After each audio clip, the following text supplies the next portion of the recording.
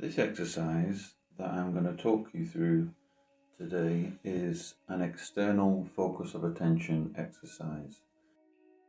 Actually, one of my favorite techniques of all of the techniques.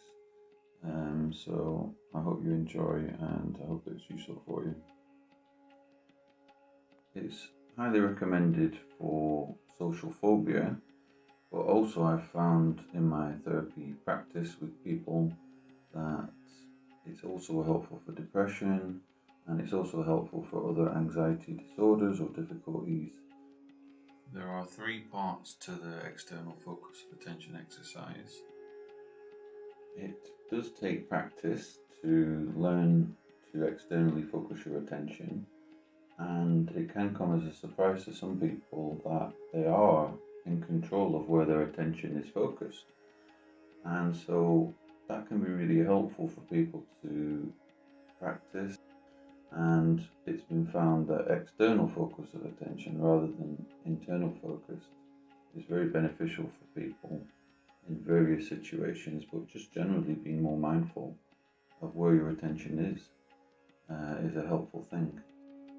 Within social phobia therapy, often the treatment is looking at externalizing attention rather than that attention being internally focused, and it's shown to be helpful in treating social phobia. But if you're somebody that has difficulties in social situations, it might be practicing this when you're not in a social situation initially, and then moving on to using it more when you are in social situations down the line. I'd just like to reiterate that it can be helpful for other difficulties as well, and it's just a really good life skill to have, which can be invaluable in many different situations where you're feeling stressed or you're ruminating on things. We'll move on to looking at what the stages of this process are. So the first stage of it is becoming aware of different things you can see and different things you can hear. And it's just being aware of a range of different sounds or things around you. If you're practicing like inside somewhere, you could listen to music CD or even listen to the radio, and you can pay attention to the different instruments that are playing on that music or on the radio. So that could be something like the guitar, drums, piano, the violin, or it might just be one of the kind of underlying beats. The world around us is full of different sounds, colours, objects, textures, and things going on. And when you're practicing, it's just becoming more aware of what is happening around you, what you can see, what you can hear, what you can smell, what you could touch even. You could also notice the different sounds that are in the room and any sounds you can hear outside, and it's just really just listening and taking note of that.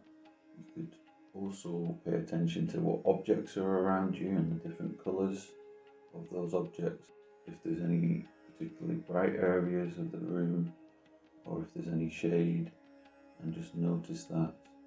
And you could even reach out and touch some of those objects and just notice what the texture is of them, what they're made out of, and maybe, are they hard or are they soft? It's normal for our attention to wander back to things that we're worried about, so we might have a thought that just jumps in, and that's perfectly normal and happens a lot. And it's just noticing that and then consciously refocusing on what you want to focus your attention on.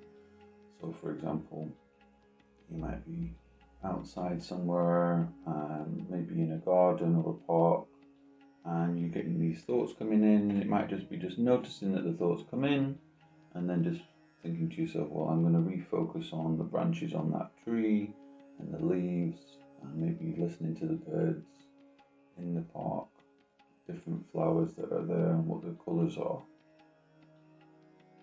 If you're practicing outside, you could go for a walk in your garden or at the park, or even just along the street. Just notice the sounds around you. And so it might be cars, it might be cyclists, it might be birds. You just noticing things that you can hear nearby and what you can hear further away. It could be that you can hear rain falling from the roofs, or it might be that you can hear an aeroplane passing overhead. The second part of this exercise is switching your attention between different sights and sounds. And so that might be if you're walking out in the park, you might be listening to the birds tweeting,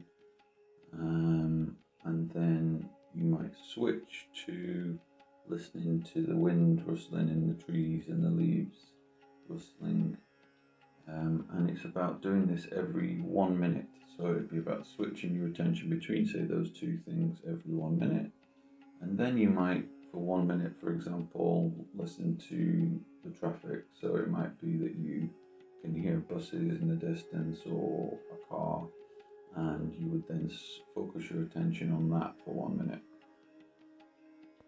If you were doing this exercise listening to music, you might listen to, say, for example, the piano for 1 minute, and then you would notice next, say, the drums, and really just consciously focus on that one part of the song or the tune.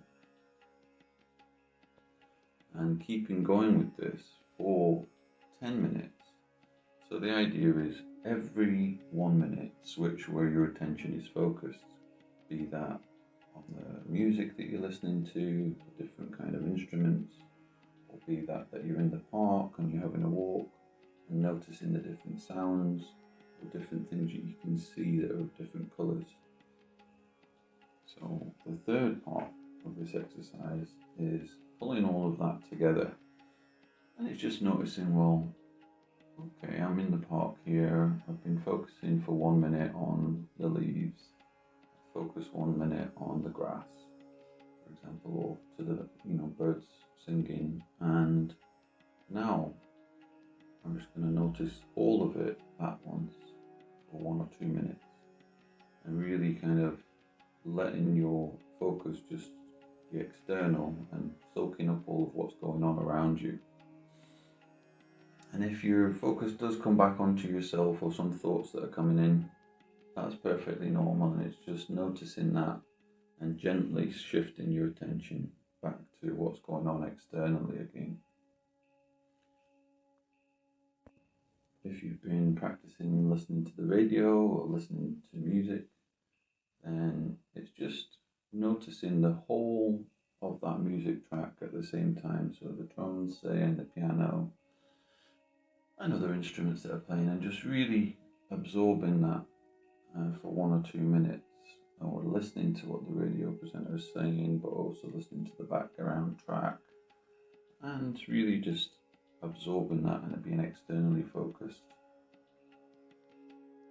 Ideally, you will try this in many different situations and times. So it might be that you try it in the morning, you might try it in the garden, you might try it in the park, you might try it listening to music, or simply just sitting in your room, or just sitting, in your kitchen, or wherever really. So the idea is trying it in different situations so that you build your confidence in being more externally focused.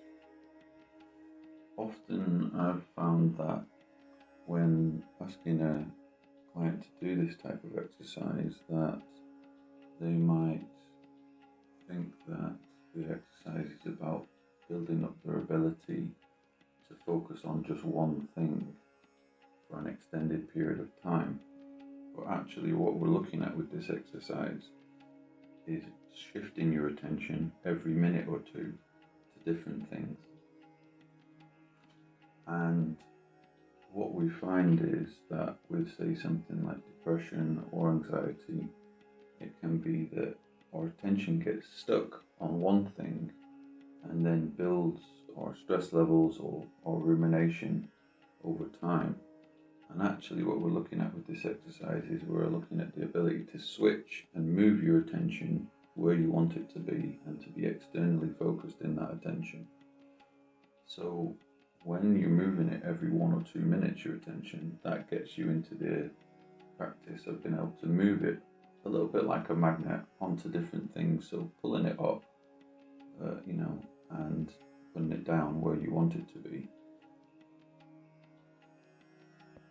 It can be helpful to, keep a record, say on your phone, or write it down on a piece of paper, the day, time that you practiced, the situation that you practiced in, was it inside or outside, what kind of things you focused your attention on, and how long you practiced. You could write down how you felt before it and how you felt after it, and just notice over time if it becomes easier for you to do.